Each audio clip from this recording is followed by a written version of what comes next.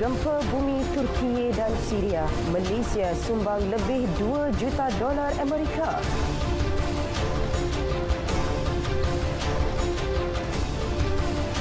Belanjawan 2023 ambil kira situasi ekonomi semasa.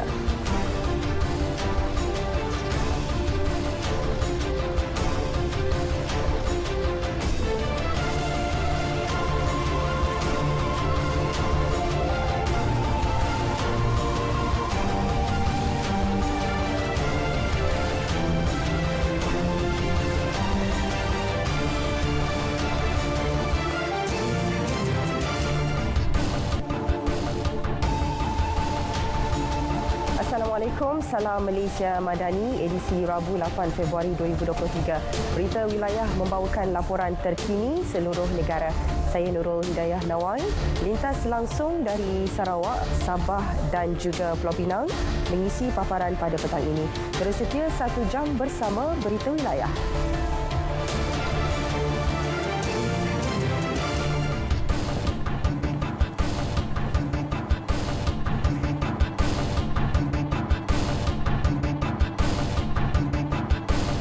Yang di-Pertuan Agong Al-Sultan Abdullah Riayatuddin Al-Mustafa Billah Shah menzahirkan simpati dengan tragedi gempa bumi di Turki dan Syria Isnin lepas. Baginda menyeru seluruh rakyat Malaysia bersama-sama mendoakan keselamatan rakyat di negara terlibat. Dalam pada itu saya nak menyeru kepada semua rakyat kita Malaysia supaya kita harus bersikap sedih lah di atas kejadian di Turki dan Syria. Agak satu malang bagi rakyat sana. Kita harap kita semua dapat berdoa dan sembahyang hajat ya, supaya dapat beri sikit sebanyak rahmah pada mereka yang telah kehilangan nyawa. Dan kita harus bersyukur di sini, iaitu kita hanya menghadapi banjir je saja ya, tahun demi tahun. Namun kita harus bersabar dan bersyukur ya di atas musibah ini. Baginda bertitah demikian selepas mencemaduli melawat Pusat Pemindahan Sementara PPS Sekolah Agama Rakyat Ubudiah dekat Taman Guru Kuantan. Sementara itu, menerusi sidang media pasca mesyuarat Kabinet, Perdana Menteri Datuk Seri Anwar Ibrahim mengumumkan Malaysia menyalurkan bantuan 1 juta dolar Amerika kepada Turki dan Syria. Malah Sultan Johor Sultan Ibrahim Sultan Iskandar turut berkenan menggunakan jumlah yang sama kepada kedua-dua negara berkenaan. Pada masa yang sama, Majlis Agama Wilayah Persekutuan juga akan menambah jumlah itu sebanyak 10 juta ringgit. Kita harap bantuan mana-mana rakan-rakan rakyat yang bersempati akan kita salurkan sebahagian ke Turki dan sebahagian ke Syria. Ke Syria ini kerana masalah sekatan dan masalah lain, kita akan salur melalui International Red Cross yang bertugas di sana, dan konsul kita di Syria telah menghubungi dan akan memastikan penyaluran dana atau pembelian barang perubatan dan sebagainya itu disalurkan melalui Palang Merah. Selain itu, Datuk Seri Anwar turut memaklumkan seramai 70 anggota penyelamat tambahan akan diterbangkan ke Turki malam ini. Ia melibatkan 30 anggota bomber serta 20 anggota masing-masing dari SMART dan Angkatan Pertahanan Awam APM.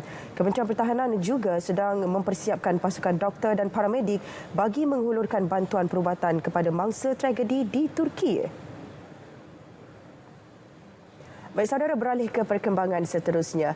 Cabaran ekonomi semasa akan diambil kira dalam belanjawan 2023. Menurut Perdana Menteri, ia juga harus berupaya memacu pertumbuhan dan menarik pelaburan ke dalam negara serta memberi rahmah kepada rakyat Malaysia. mengenal pasti dasar yang seimbang untuk menarik pelabur serta melindungi rakyat, terutama golongan miskin tegar antara cabaran terbesar dalam merangka belanjawan kali ini. Justru beliau yang juga Menteri Kewangan menyatakan kerajaan akan meneliti beberapa aspek lain termasuk daya saing, kepantasan dalam kelulusan perniagaan serta beberapa inisiatif baharu.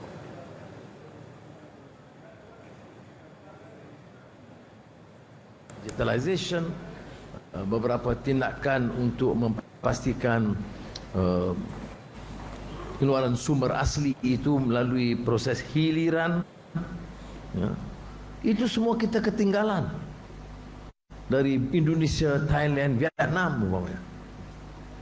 Hal-hal ini kita mesti depani untuk memastikan kita mampu dan berdaya saing. Beliau berucap pada Majlis Perhimpunan Bulanan Warga Kementerian Kewangan di Putrajaya. Seluruh warga kementerian juga diharap memberi kerjasama penuh untuk menjayakan agenda madani. Esok, Datuk Seri Anwar bakal mengadakan lawatan rasmi ke Thailand. Menerusi lawatan itu, antara bidang yang akan menjadi tumpuan meliputi kerjasama ekonomi, pembangunan kawasan sempadan dan projek-projek kesaling hubungan di kawasan sempadan darat. Untuk perkembangan lanjut, kita terus sahaja bersama rakan pelapor Farhana Azwani Ismail di Bangkok. Silakan Farhana. Baik, sempena lawatan rasmi 2 hari Perdana Menteri Datuk Seri Anwar Ibrahim ke Thailand, media tempatan Thailand melaporkan bahawa lawatan kali ini bakal membawa sinar harapan baharu terutama sektor ekonomi antara kedua-dua negara dan juga mengukuhkan lagi hubungan antara negara ASEAN. Jadi untuk mengulas lebih lanjut mengenai harapan mereka, bersama-sama saya ketika ini ialah salah seorang penganalisis hubungan antarabangsa dari Universiti Thammasat Thailand, iaitu Profesor Dr. Jaran Malulim. Okay, sir, regarding our Prime Minister Datuk Seri Anwar visit tomorrow, how you see the strong relationship between Malaysia and Thailand? Malaysia and Thailand really have a very, very good relationship as compared with others ASEAN, because after independence, we can see that our relation growing up. Although maybe there is an ongoing conflict in the south, but even then our relationship is quite good on many matters, people to people, and also between government and government. Okay. We have seen that since independence and since our relationship on diplomatic relationship, Thailand and Malaysia having a very good time. So we have seen no conflict, no anything that lead to the problem. Okay, sir. Relation between Thailand and Malaysia not only benefiting the people of both countries, in fact for the ASEAN and global levels. So what do you think the two leaders need to focus on when it comes to international relations? Actually, we hope that Datuk Seri Anwar Ibrahim, he himself is knowing Thailand very well.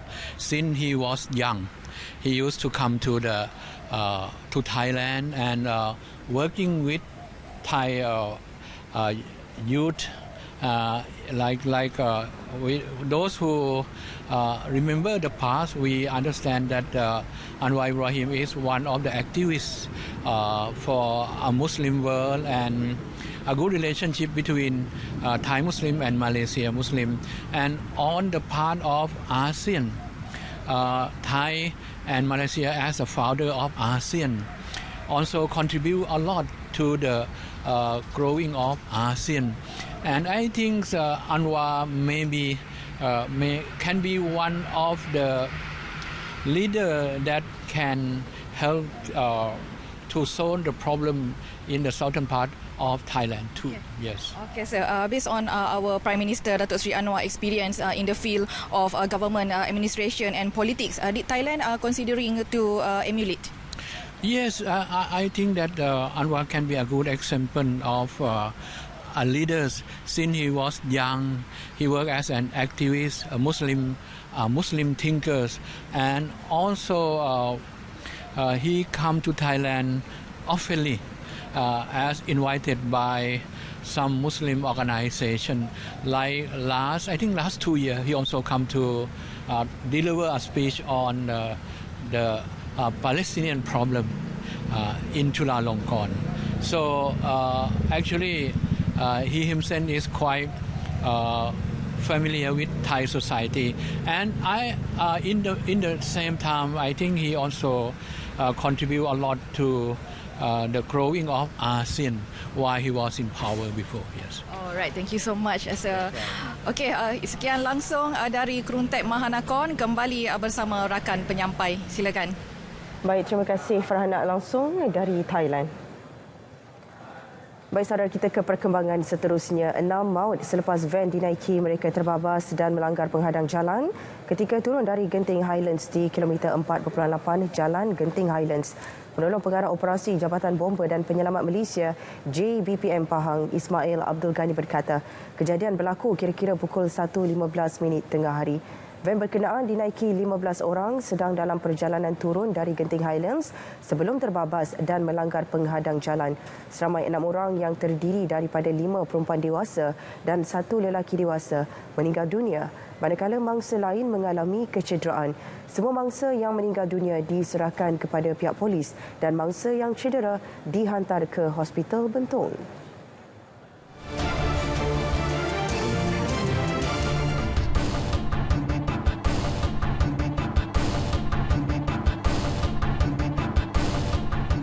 Masjid di seluruh negara disaran mengadakan solat hajat ataupun melancarkan kutipan derma bagi membantu mangsa bencana gempa bumi di Turki dan Syria.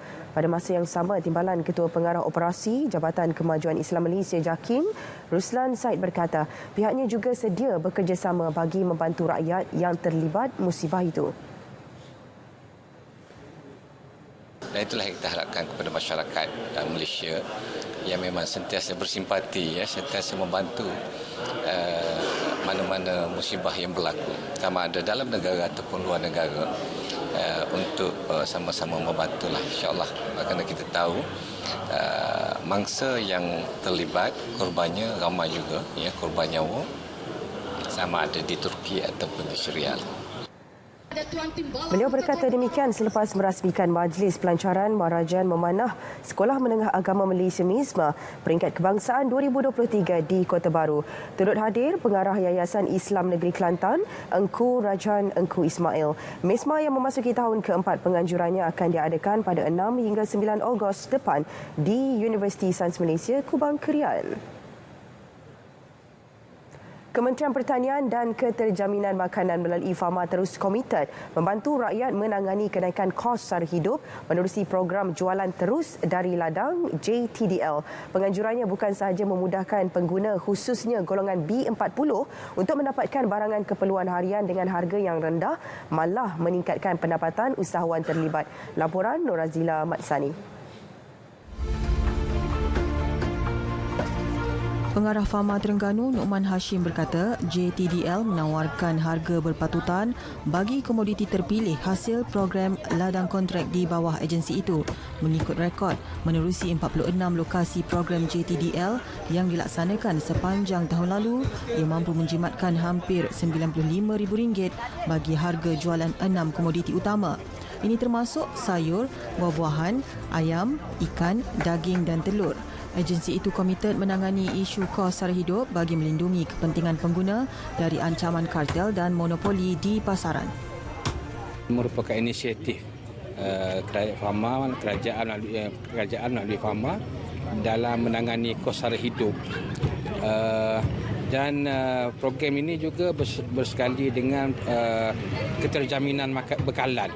Keterjaminan bekalan tu maknanya supaya rakyat mendapat bekalan makanan, terutamanya dalam sekarang ni adalah telur dan sayur. Bagi tempoh Januari hingga Mac, 17 lokasi dijadual berlangsung JTDL.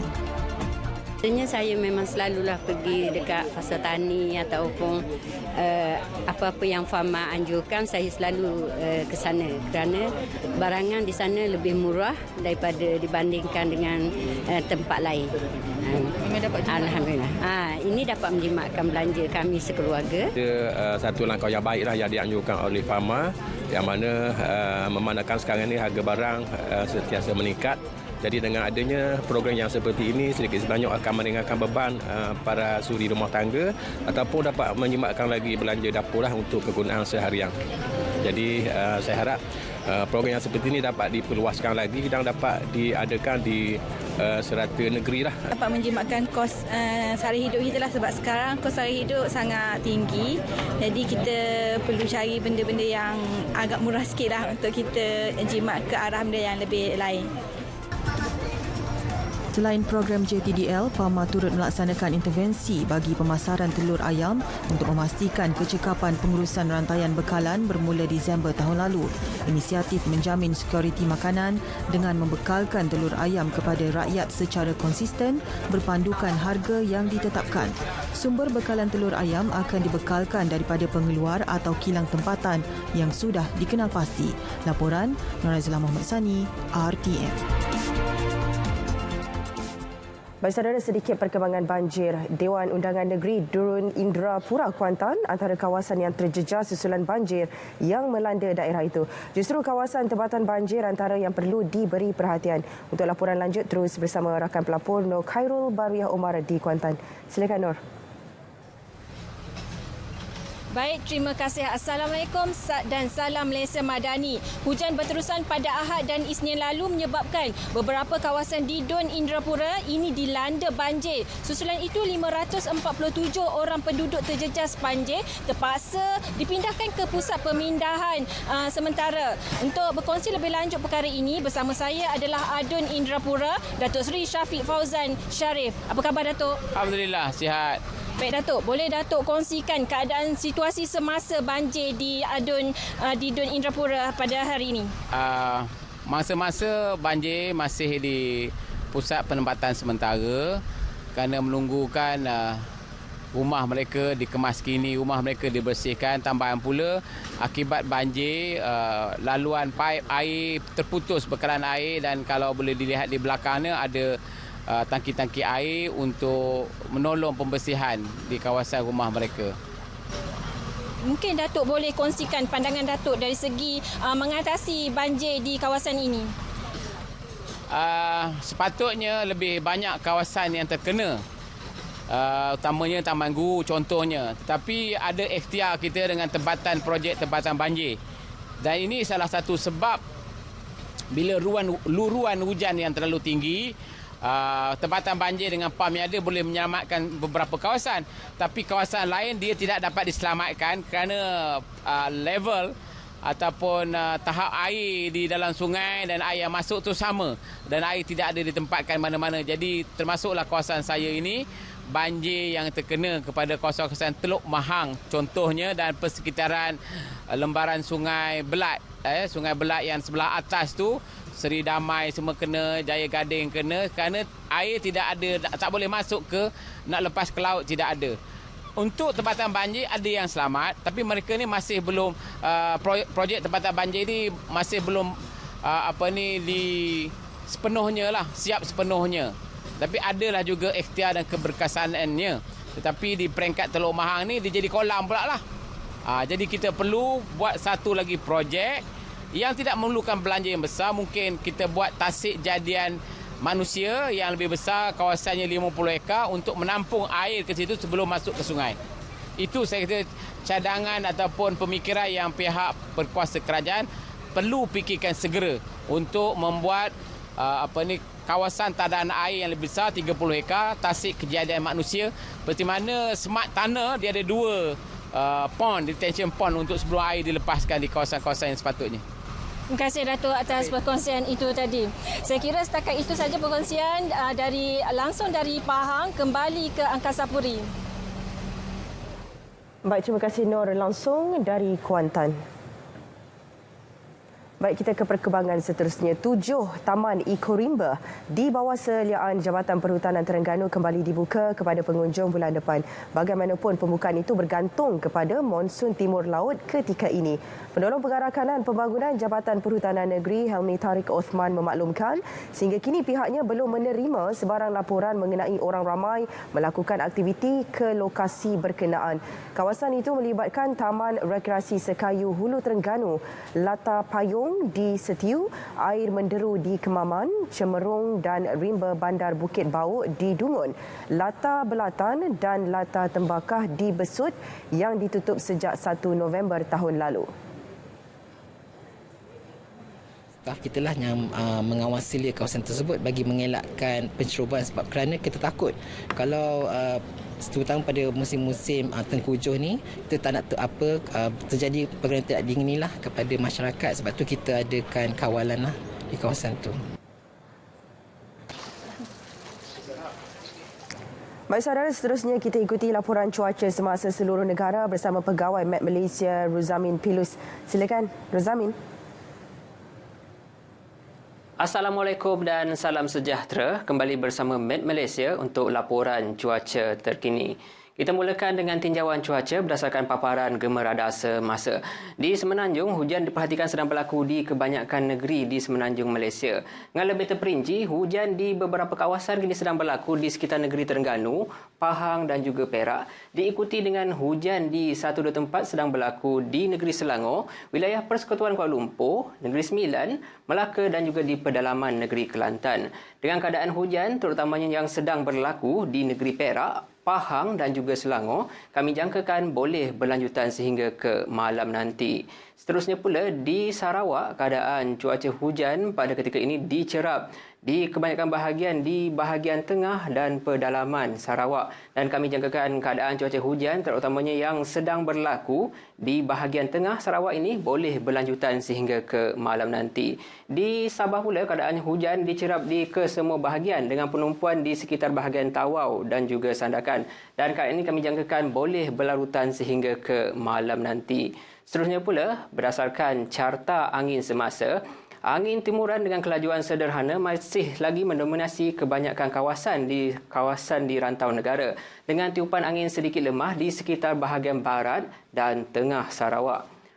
Baiklah, untuk mendapatkan info cuaca terkini di Malaysia, boleh ikuti kami di laman Facebook, Instagram, Twitter serta YouTube rasmi Met Malaysia. Sekian sahaja daripada saya, Ruzamin Pilus. Assalamualaikum dan salam Malaysia Madani.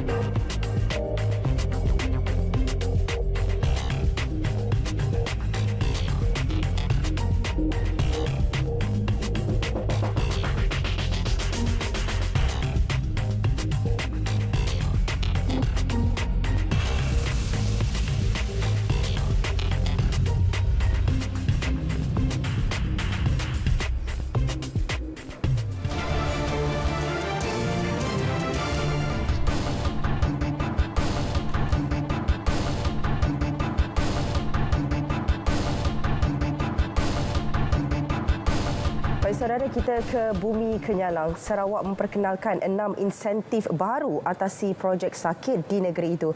Perinciannya bersama rakan penyampai Bumawin. Silakan Buma. Baik dia, terima kasih. Sarawak memperkenalkan 6 insentif baru bagi mengatasi isu projek sakit ke arah menjaga kepentingan industri dan ekonomi negeri. Premier Sarawak Datuk Patinggi Tan Sri Abang Johari Tun Apeng berkata, antara langkah-langkah tersebut adalah memperkenalkan bayaran pendahuluan untuk kontrak kerja selain membenarkan pembayaran sehingga 3 kali tanpa dokumen kontrak dalam tempoh 4 bulan pertama projek dilaksanakan. menyifatkan inisiatif tersebut sebagai satu situasi menang-menang untuk semua pihak yang terlibat di bawah kontrak Kerajaan Sarawak. Beliau menambah ia bukan sahaja akan meminimumkan, malah bakal menghapuskan projek yang tertangguh secara kritikal. Beliau berkata demikian pada pelancaran majlis seminar inisiatif baru ke arah memperkasakan industri pembinaan Sarawak di Kuching. Terdahulu, Premier memaklumkan setakat bulan lepas sejumlah 34 atau 16% daripada 215 projek di seluruh Sarawak telah dikenal pasti sebagai projek sakit, manakala 29 projek dilaporkan lewat. Sehubungan itu, Datuk Patinggi Tan Sri Abang Johari menyeru semua kontraktor yang bakal terlibat dalam pelaksanaan projek pembangunan di bawah bidang kuasa kerajaan negeri bernilai di bawah RM50 juta untuk terus memberi kerjasama selain mengekalkan integriti dan profesionalisme kerja masing-masing. Especially the Bumiputra contractors who are given the job, please do it. And try to simulate the project itself so that you know how to manage the project and implement the project. If you want to work with non-Bumiputra, work together. Jangan lepas tangan terus. Work together with the non-Bumiputras. Premier turut menyeru penggiat sektor pembinaan untuk meningkatkan sumber manusia mereka melalui pengambilan penuntut universiti sebagai pelatih sekaligus diserap sebagai pekerja di syarikat masing-masing. Menurut beliau, ia penting kerana mereka memiliki ilmu teknologi serta kemahiran yang mampu membantu syarikat dalam mengawal kos selain meningkatkan produktiviti. Kementerian Pembangunan Wanita, Kanak-kanak dan Kesejahteraan Komuniti menyasarkan penyertaan kanak-kanak dalam prasekolah atau Taman Didikan Kanak-kanak Tadika di tahap tertinggi bagi memastikan golongan tersebut mendapat pendidikan berkualiti. Menurut Menterinya Datuk Seri Fatimah Abdullah, ini kerana pendidikan awal bukan sekadar persediaan kanak-kanak sebelum ke alam persekolahan formal tetapi juga memberi tumpuan kepada perkembangan holistik yang merangkumi aspek sosial, emosi, kognitif dan fizikal. Juga adalah salah satu pelaburan terbaik yang boleh dilakukan untuk membina model insan berilmu, berakhlak baik dan mempunyai jati diri tinggi. Berdasarkan statistik pada tahun lepas, Sarawak mencatatkan 98.92% penyertaan murid tahun 1 dalam prasekolah atau tadika. Justeru, beliau memberitahu kementerian menggariskan beberapa langkah ke hadapan dalam memastikan penyertaan kanak-kanak dalam pendidikan awal yang berkualiti. Antaranya meningkatkan akses kepada pendidikan prasekolah atau tadika serta meningkatkan peratusan kelayakan guru sekurang-kurangnya pada peringkat diploma pendidikan awal kanak-kanak. Datuk Seri Fatimah menyatakan demikian pada sidang media selepas mempengerusikan mesyuarat Majlis Pembangunan Kanak-kanak di Kuching. Baik, projek naik taraf sistem peparitan yang akan dilaksana di Jalan Hos Sibu bagi mengawal risiko banjir kilat di kawasan itu. Ahli Dewan Undangan Negeri Adun Bukit Asik, Joseph Chen Jen Ek berkata projek tersebut dilaksana menerusi peruntukan transformasi luar bandar RTP Bukit Asik. This is a long-waiting projects that request by the residents here, which they've been in this flash flood issues for many years. Sometimes even it can as high as 3 feet, sometimes 2 feet, which it go inside the house. Joseph Chiang memaklumkan projek tersebut menelan kos lebih RM111,000. Beliau ditemui pemberita semasa lawatan ke kawasan terlibat di Jalan Hos Sibu baru-baru ini. Of 1 meter width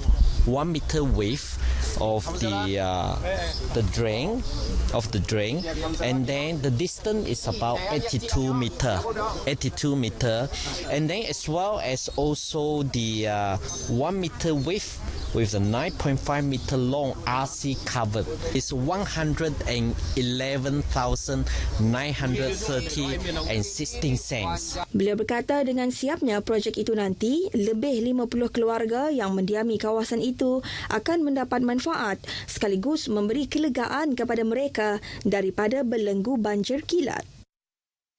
Dalam misi menaik taraf sekolah kebangsaan SK Model Khas Komprehensif 9 K9 Long Bedian kepada K11, pelbagai aspek perlu dipastikan sebelum ia dapat direalisasikan. Ia merangkumi aspek persediaan fizikal, sumber manusia dan perancangan teliti termasuk pemilihan mata pelajaran yang bakal dilaksanakan bagi tingkatan 4 dan 5 di sekolah terbabit.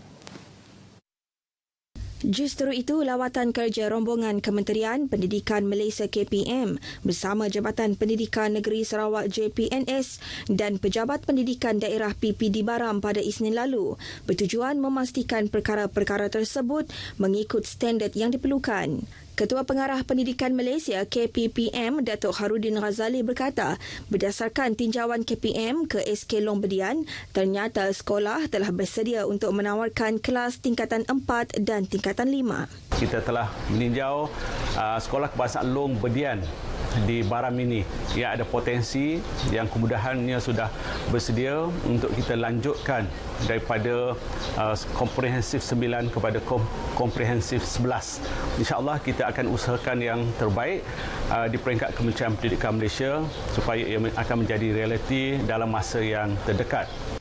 Menurut Datuk Harudin, SK Long Bedian yang kini hanya menawarkan kelas peringkat sekolah rendah sehingga ke tingkatan 3 merupakan sebuah lokasi yang strategik bagi melaksanakan K11.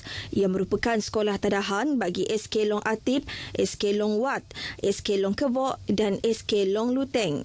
Kini SK Long Bedian mempunyai 387 murid, 24 guru sekolah rendah, 12 guru sekolah menengah dan 18 anggota kumpulan pelaksana AKP yang diketuainya guru besarnya Thomas Ribuh Along. Sekolah tersebut terletak lebih 210 km dari Bandaraya Miri dan dikategorikan sebagai sekolah pedalaman 3. Ketika ini, pelajar-pelajar yang ingin meneruskan pelajaran ke tingkatan 4 perlu berpindah ke Sekolah Menengah Kebangsaan Tuto Apoh yang mempunyai implikasi pengangkutan darat dan air serta bebanan kewangan sehingga RM200 untuk perjalanan sehala. Dan apabila mereka nak melanjutkan pelajaran ke sekolah menengah, mereka perlu melalui satu perjalanan yang cukup jauh dan memerlukan kos yang sangat tinggi. Jadi kita memikirkan kos sara hidup kepada rakyat atau penduduk di pedalaman ini dan juga faktor yang lain yang boleh menyebabkan keciciran pembelajaran anak-anak di pedalaman ini. Jadi kalau kita dapat adakan sekolah yang K9 ke K11 tadi, pasti banyak akan membantu penduduk dan anak-anak pelajar. Datuk Harudin berkata demikian selepas melakukan lawatan kerja ke Long Bedian dan beberapa buah sekolah di Baram bermula Ahad lalu. Usaha mengesan pekerja kapal iaitu warga Myanmar yang hilang di jeti Pending pagi tadi masih menemui jalan buntu walaupun operasi diperhebatkan dengan penyertaan pelbagai agensi. Setakat pukul 3 petang tadi, lebih 30 anggota pencari dan penyelamat melibatkan pihak bomba, polis, Angkatan Pertahanan Awam dan juga Sarawak Coast Guard terlibat dalam operasi pencarian terbabit. Operasi pencarian diperluaskan sehingga 1 km persegi dengan bantuan 3 aset. Ketua Balai Jabatan Bomba dan Penyelamat Tabuan Jaya Muhammad Meramit berkata pihaknya tidak menolak kemungkinan mangsa Kau Ken pengsan ekoran dilibas tali kapal terbabit sebelum terhumban ke sungai. Manakala 2 lagi mangsa dilaporkan cedera di bahagian kaki dan anggota badan akibat insiden itu. Ditemui RTM di lokasi kejadian, jelas Muhammad lagi pihaknya akan terus mengesan mangsa sehingga lewat petang ini. Dalam insiden kira-kira pukul 8 pagi itu, 3 mangsa terbabit dipercayai dilibas tali kapal semasa mengikat tali tongkang. Ekoran itu kesemua mangsa terjatuh ke dalam sungai dengan kau masih hilang tanpa kesan. Baik saudara, perkongsian itu tadi mengakhiri berita dari Sarawak. Salam Malaysia Madani. Kita kembali bersama Dia di Angkasa Puri. Dia, silakan. Baik, terima kasih Buma langsung dari Sarawak.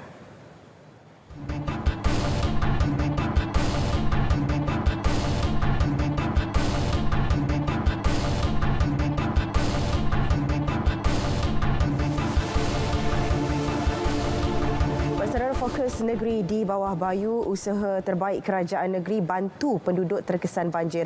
Langsung bersama Muhammad Dia Sahlan di Kota Kinabalu. Silakan Dia. Ya, baik Dia, terima kasih. kerajaan negeri akan mencari jalan terbaik dalam usaha membantu penduduk yang terkesan banjir baru-baru ini. Turut menjadi keutamaan adalah kerja-kerja membaiki infrastruktur asas yang mengalami kerosakan akibat banjir seperti jambatan, jalan raya serta bekalan air dan elektrik.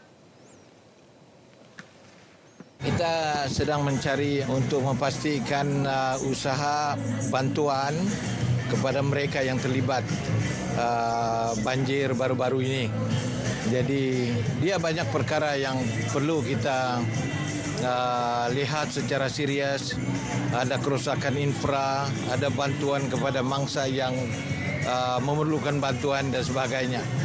Kerajaan negeri akan melakukan yang terbaik dan akan membantu mereka yang mengalami kesusahan itu.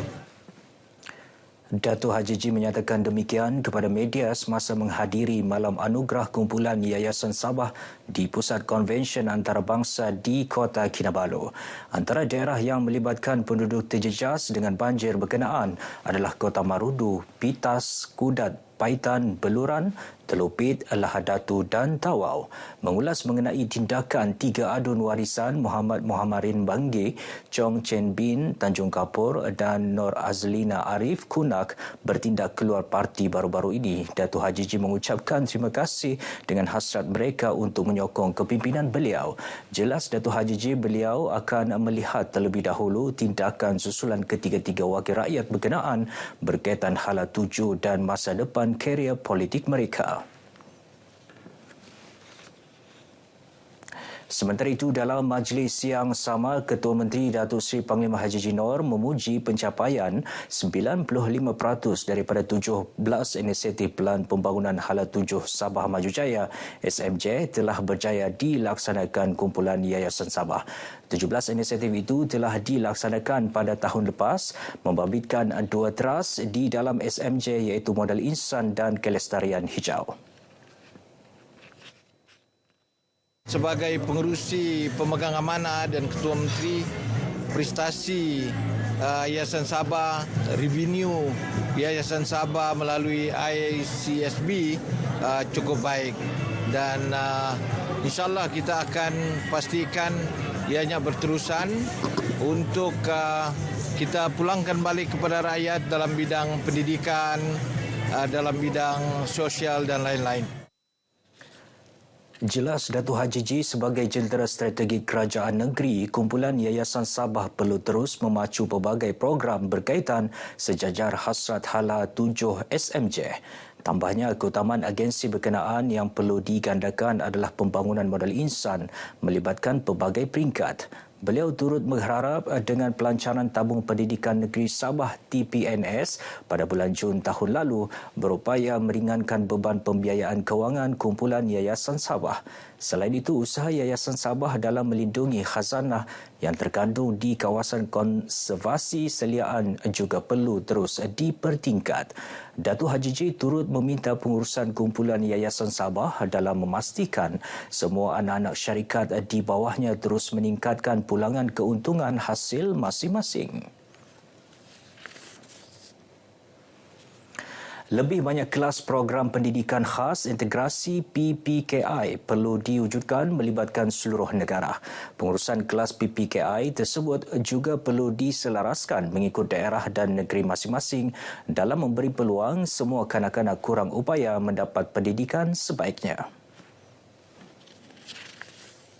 Saya amat kagum dengan kelas-kelas yang diadakan di sekolah itu, seramai 54 murid, sebab golongan budak-budak ini amat dekat dalam hati saya. Saya amat terharu dengan, dan saya rasa pendidikan khas integrasi ini mesti diutamakan.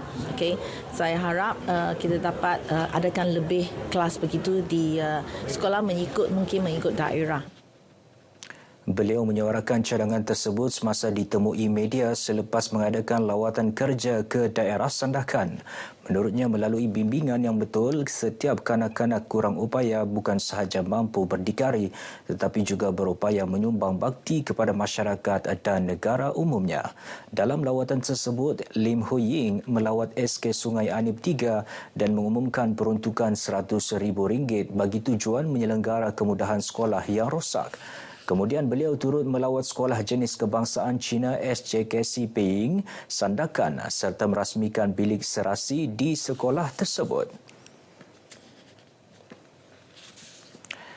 Inisiatif mewujudkan pakej perpaduan prabayar internet mudah alih mendapat reaksi positif dalam kalangan masyarakat khususnya golongan B40 dan pelajar. Diperkenalkan Kementerian Komunikasi dan Digital KKD, pakej ini menawarkan harga serendah RM30 dengan kelajuan 3 Mbps dengan kuota 30 GB selama 180 hari. Pakej perpaduan dari kerajaan ini merupakan langkah yang bagus dan ini inisiatif yang baiklah dari kerajaan untuk mengurangkan kos sara hidup bagi golongan yang bersasar. Dengan adanya pakej yang ini, internet perpaduan ini, kita cuma bayar RM5 untuk sebulan dan kita dapat data 30 GB. Kalau bagi saya pakej internet ni dia dapat mengurangkan kos sara hidup yang pertama, dan terima kasihlah kepada yang kerajaan perpaduan sebab dia bagi kemudahan kepada kita mengurangkan kos sara hidup dan memudahkan. Terima kasih kerajaan perpaduan. Bagi saya ini satu perkara yang bagus sebab dia dapat mengurangkan beban pengguna. Biasanya pengguna internet terpaksa bayar berbulan-bulan. Kadang kalau internet slow, diorang akan tambah internet, tambah kos. So, dalam satu bulan memang naik kos lah. Dengan ini, saya menyambut baiklah pakej perpaduan yang telah syorkan kepada masyarakat di luar sana. Dia dapat meringankan beban saya juga dalam membeli plan internet. Saya sangat berbesar hati bila PM kita memberi tawaran internet perpaduan. Mudah-mudahan dengan adanya ini akan tersasar kepada yang sangat-sangat memerlukan, terutamanya golongan B40. Pakej yang ditawarkan ini boleh didapati di pasaran mulai bulan ini, manakala bagi pakej jalur lebar akan berada di pasaran bermula bulan depan.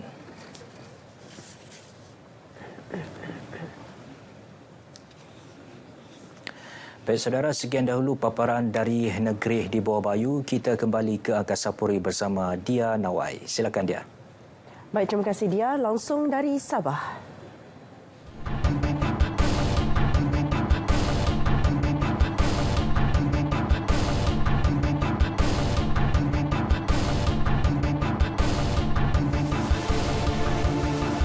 Saudara, berita wilayah diteruskan dengan perkembangan dari Pulau Pinang. Antara tumpuannya, Giat Mara Jelutong perkenal kursus penjagaan keluarga dan program pemuliharaan penyu. Sudah bersedia rakan penyampai Syarmila Rastam. Silakan Syarmila. Baiklah, terima kasih. Assalamualaikum dan salam Malaysia Madani. Menggabungkan modul asuhan awal kanak-kanak dan modul penjagaan warga emas, Giat Mara Pulau Pinang menawarkan kursus penjagaan keluarga iaitu Family Care Service sebagai persiapan awal menghadapi cabaran negara tua 2030. Pengarahnya Hasanuddin Abdul Salam berkata, program selama 6 bulan itu telah mula dilaksanakan di Giat Mara Jelutong sejak Julai lalu.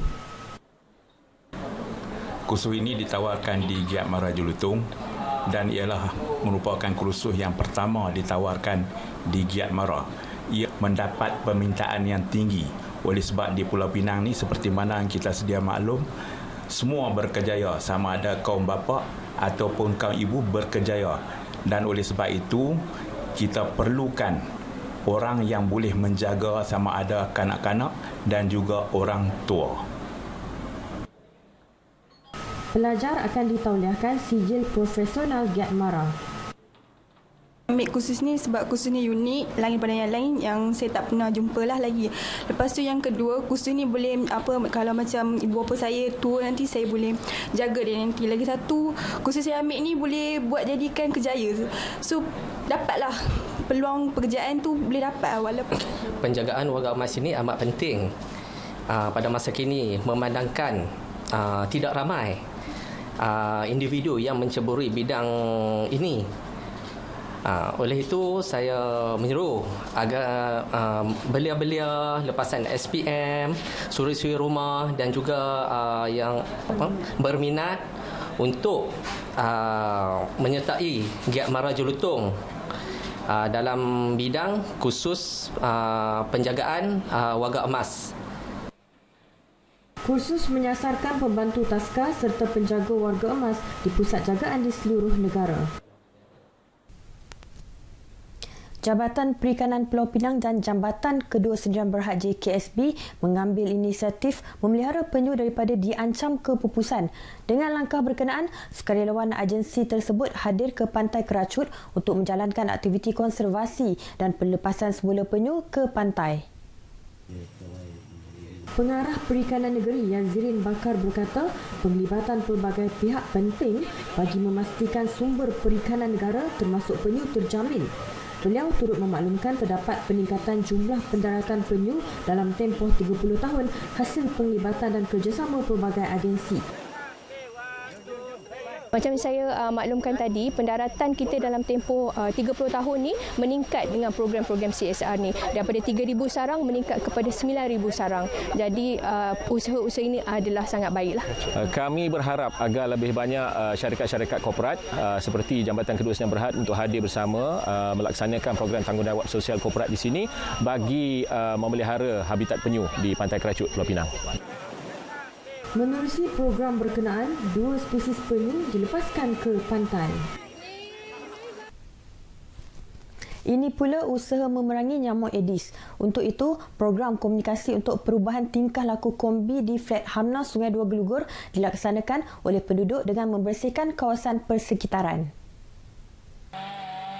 Exco Negeri Dr. Nolela Arifin berkata ia merupakan pendekatan yang diambil sebagai usaha membenteras tempat pembiakan nyamuk terutamanya di lokaliti wabak. Target kepada kawasan-kawasan yang wabak, yang dia jadi wabak, lepas tu habis tempoh wabak tu dia mungkin dia elok sekejap, lepas tu dia jadi balik wabak. So kawasan-kawasan ni kita nampak macam dia asyik jadi wabak, dia macam taklut tau. So kita nak buat sesuatu dengan penduduk supaya kita boleh search and destroy. Sebab punca nyamuk Aedes tu ialah tempat pembiakan nyamuk. Di Pulau Pinang, kombi yang wujud sejak 2006 merupakan medium penyampai kepada masyarakat awam mengenai bahaya denggi. So peranan kombi adalah untuk membantu masyarakat komuniti untuk memahami bagaimana peperanan dalam mencari dan musnah itu.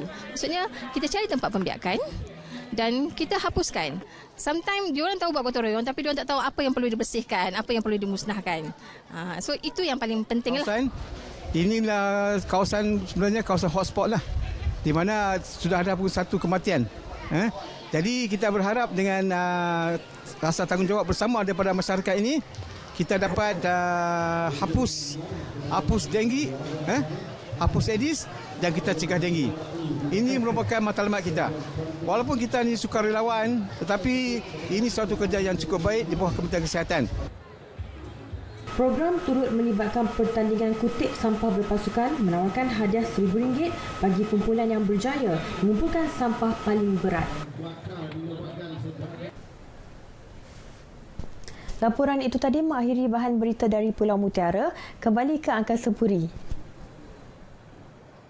Baik, terima kasih Syarmila langsung dari Pulau Pinang. Baik saudara, kita ke perkembangan seterusnya. Pusat Rujukan Pemasaran Pertanian Berteknologi Institut Latihan Fama dilihat membantu usahawan dan petani mendapatkan maklumat berkaitan aspek teknikal dan praktikal secara khusus dalam bidang pertanian moden.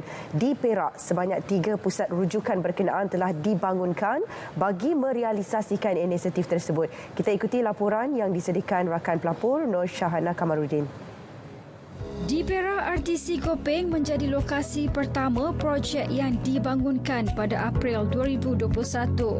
Berkeluasan 0.5 hektar, ia dijadikan sebagai pusat rujukan kepada usahawan dan petani bagi mendapatkan kemudahan latihan dan bimbingan secara praktikal. Ini termasuk pengendalian selepas tuai, pengurusan logistik, saluran pemasangan dan analisis trend harga tanaman. Apa yang kita pelajari di pusat rujukan ni kita boleh kembangkan.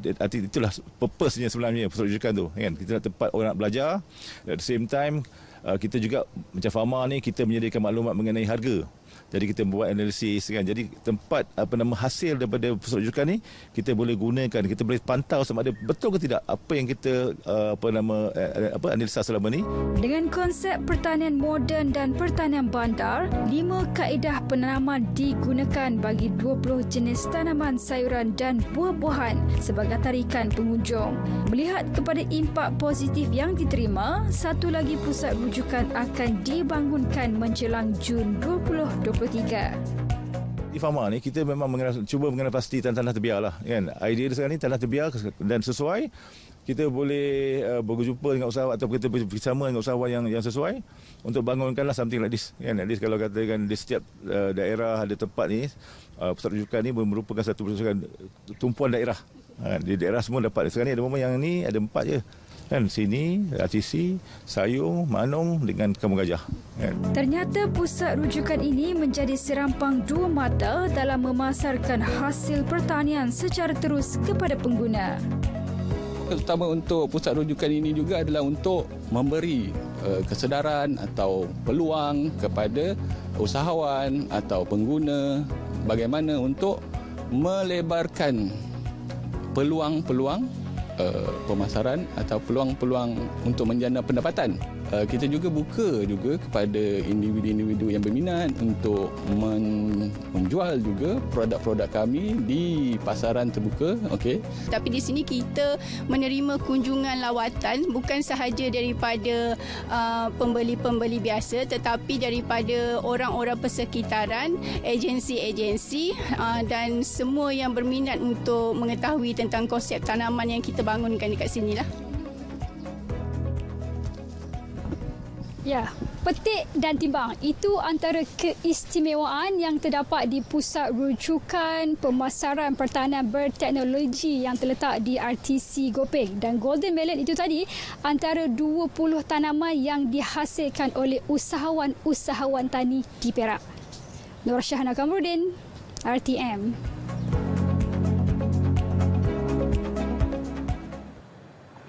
Bahagian Siasatan Jenayah Narkotik, Ibu Pejabat Polis Daerah Arau berjaya merampas pelbagai jenis rokok dan ubat batuk dalam satu serbuan di Taman Muhibah Jejawi.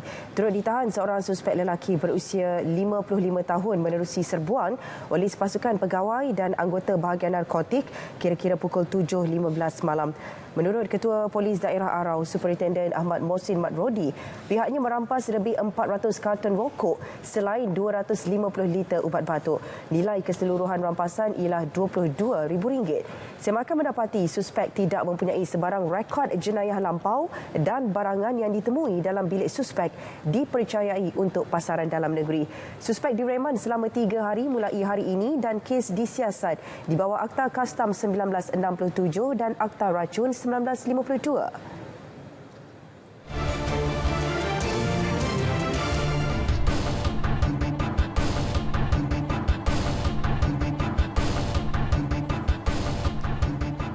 Sejak program aktiviti ekonomi tambahan AET diperkenalkan, Rizda sentiasa memantau serta memberi sokongan kepada pekebun kecil dalam mengembangkan perusahaan masing-masing. Seperti di Negeri Sembilan, hampir 800 pekebun kecil telah menerima manfaat AET. Laporan wartawan Nur Zuhairah Muhammad Zamri.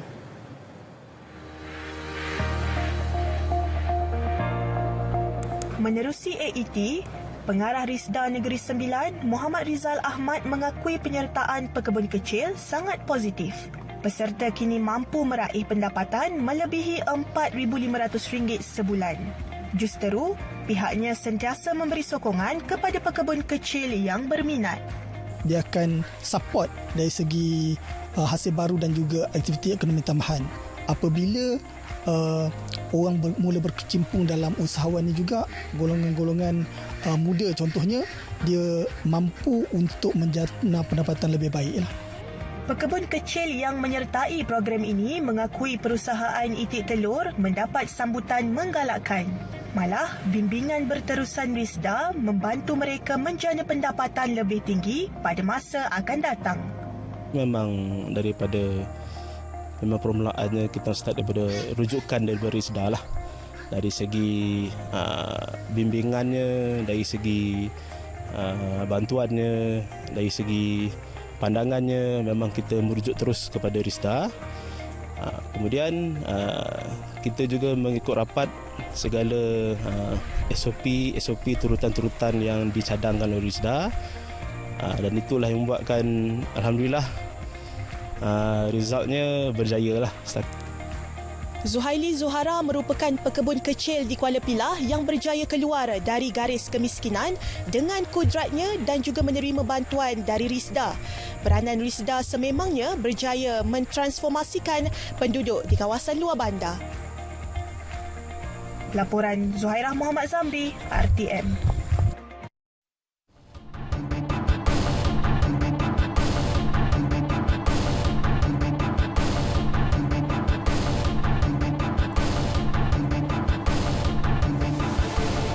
Saudara, kedutaan asing tidak mempunyai kuasa untuk mengeluarkan sebarang bentuk PAS kepada rakyat mereka untuk menetap di negara ini walaupun untuk sementara. Ketua Pengarah Immigration Datuk Seri Khairul Zaimi Daud menerusi kenyataan menegaskan pengeluaran visa dan PAS kepada warga negara asing untuk tinggal dan bekerja di Malaysia hanya boleh dikeluarkan Jabatan Immigration sebagai pihak berkuasa.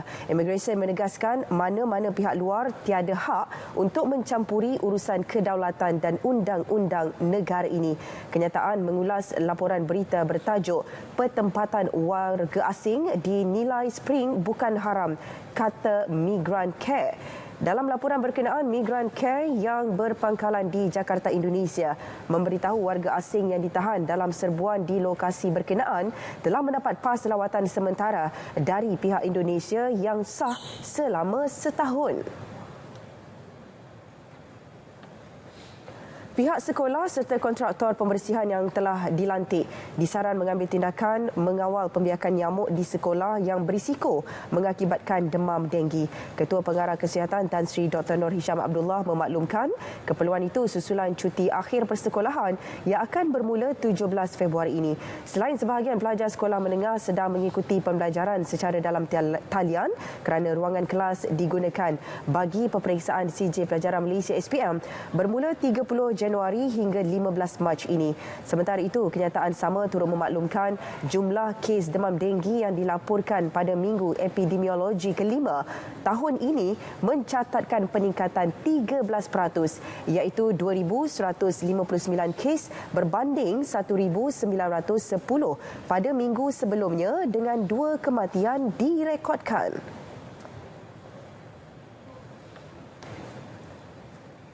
Baik saudara, berita wilayah berakhir di sini. Terus dapatkan perkembangan sahih sepanjang masa melalui portal berita.rtm.gov.my.